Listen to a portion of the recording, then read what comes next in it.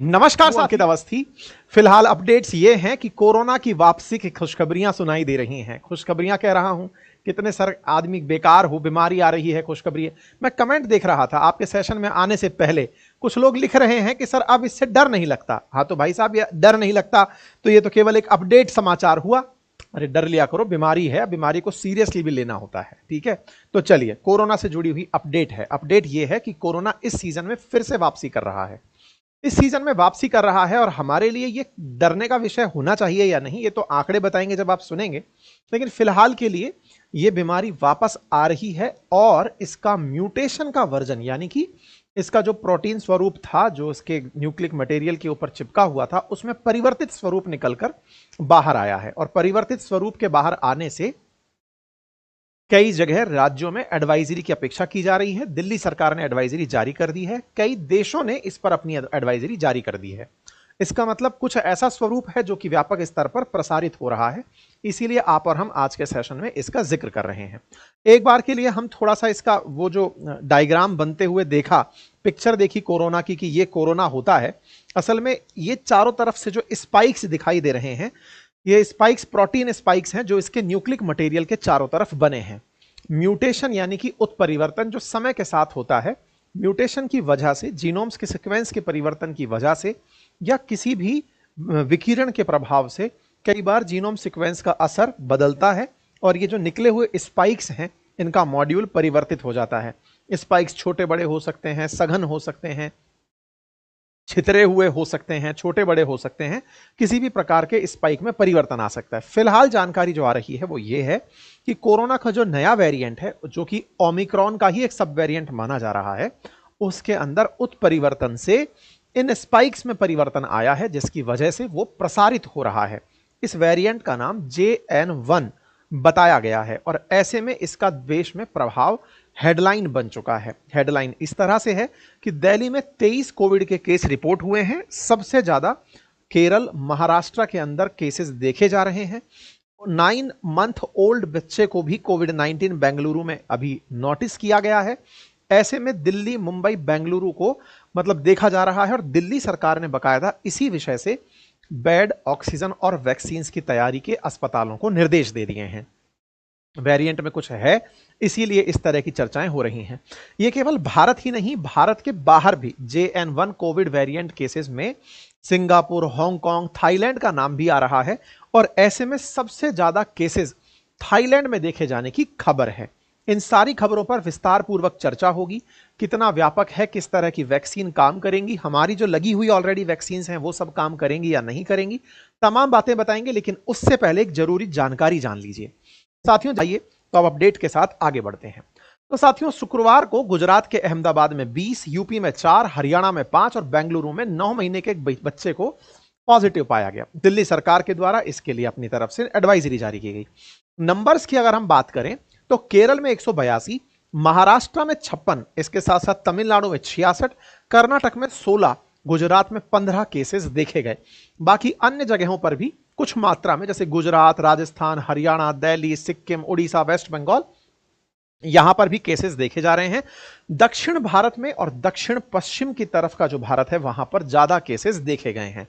यह variant JN1 के नाम से बताया गया है, जो कि ओमिक्रॉन के ही वेरिएंट के रूप में है।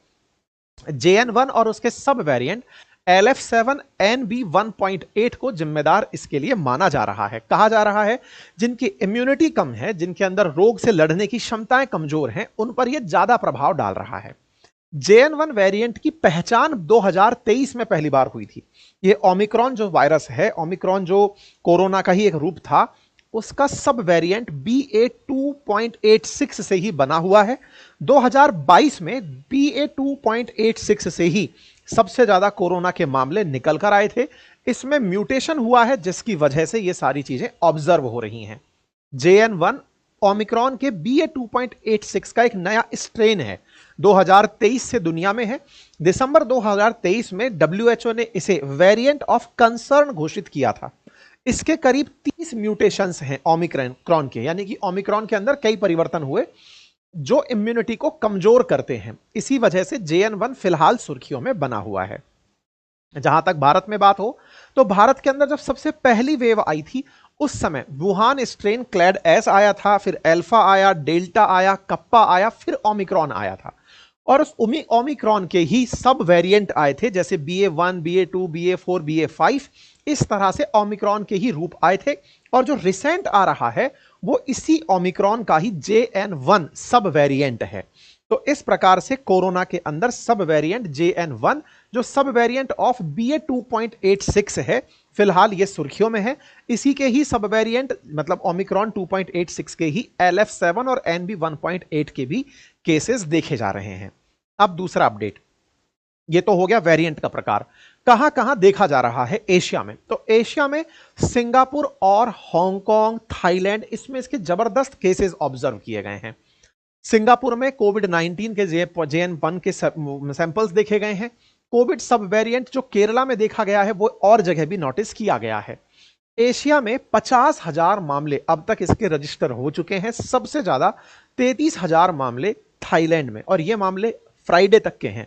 ऐसे में थाईलैंड, हांगकांग, सिंगापुर और भारत में नंबर अभी बहुत कम है। इसके बहुत से कारण हो सकते हैं, कम जांच भी हो सकती है, सैंपल कलेक्शन भी हो सकता है कि कम सैंपल कलेक्शन हुआ हो, लेकिन थाईलैंड और सिंगापुर में इसके मामले ज्यादा नोटिस हुए हैं।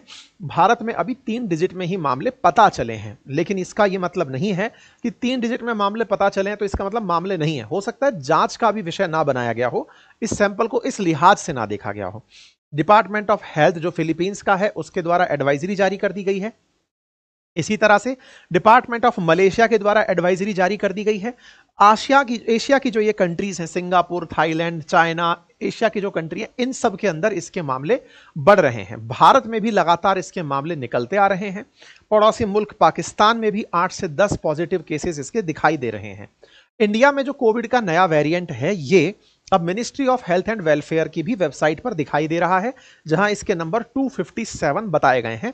यानी कि कोविड के जो एक्टिव केसेस हैं वो इस समय पर 257 चल रहे हैं।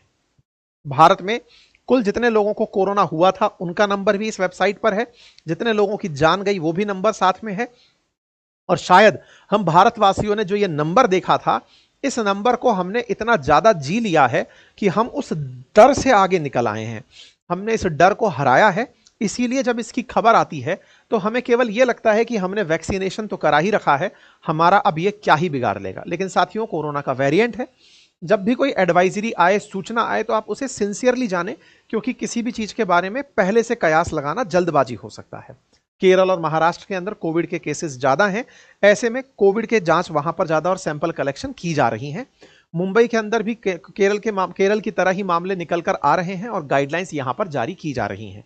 ये तमाम जगह पर है। बात दिल्ली की हो तो दिल्ली के अंदर बाकायदा सरकार ने अस्पतालों में बिस्तर, ऑक्सीजन, दवाइयां और वैक्सीन की पूरी व्यवस्थाएं बनाए रखने की कह दिया है।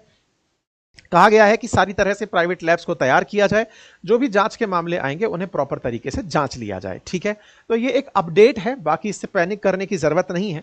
अब सवाल ये बनता है कि साहब कितना खतरनाक है ये वायरस, इसकी वजह से क्या नंबर्स हैं। देखिए, अभी जो आंकड़े हैं उनमें से मौत की खबर को कोई भी पुख्ता रूप से नहीं बोल रहा है। अब हमारे देश के अंदर बीमारियों में मौत की खबर को किससे जोड़कर बताया जाए, ये सरकार ही क्लियर करेगी।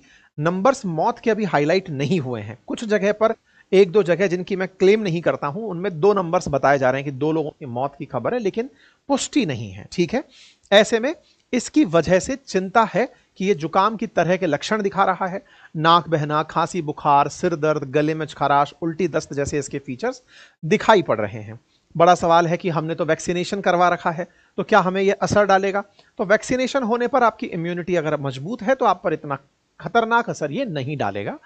वैक्सीन जो ऑलरेडी कोरोना की हैं उनके वजह से इसका प्रभाव कम होता है और कमजोर इम्यूनिटी वालों पर इसका असर ज्यादा हो रहा है। आप में से किसी ना किसी ने कोई ना कोई इनमें से वैक्सीन लगाई होगी।